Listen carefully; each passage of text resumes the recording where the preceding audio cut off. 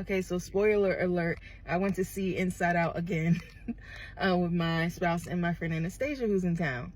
And I was thinking about how there's been so much stuff that's come out lately about the film that you might expect, from like TGC and stuff. And I haven't read the article, but I'm like, I know how they reacted to The Shack back when The Shack came out.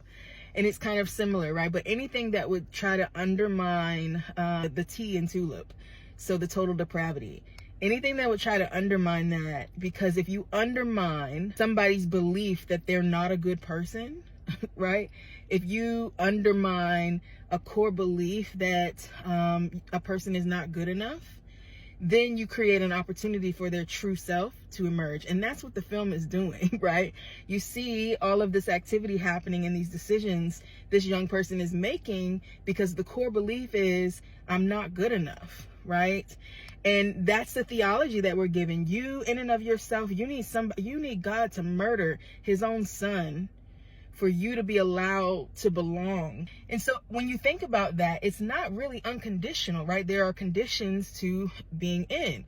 But when you know that you're not unconditionally loved, it really mitigates showing up fully because you're afraid of being judged.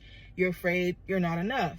And so you see this behavior of this young person goes from just overachieving, and then it goes to like trying to prove everybody else wrong and be better than everybody else, to like actual physical violence, to where she's actually having this massive like panic attack.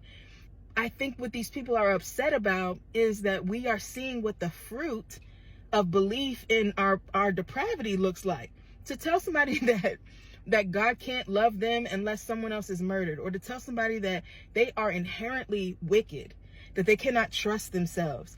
You set up that person to basically do whatever you say. The belief in total depravity is convenient for empire because it causes people to abdicate their agency and outsource intuition. And it's why people get mad about animated films that teach people how to regulate, how to ground. If you've seen the film, you know they're showing you how to ground yourself. When she's in the penalty box, she's actually grounding herself. She breathes. She thinks about, what can I hear? I listen to my own breath.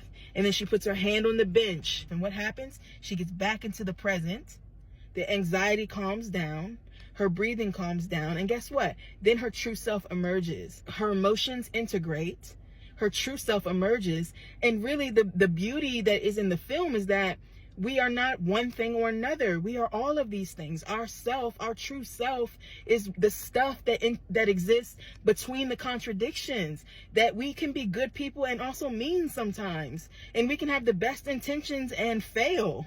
That can be true of us. And so what I feel like this film is doing is really giving people a new way to conceptualize how to be a person who wants to be better without being a person that hates themselves.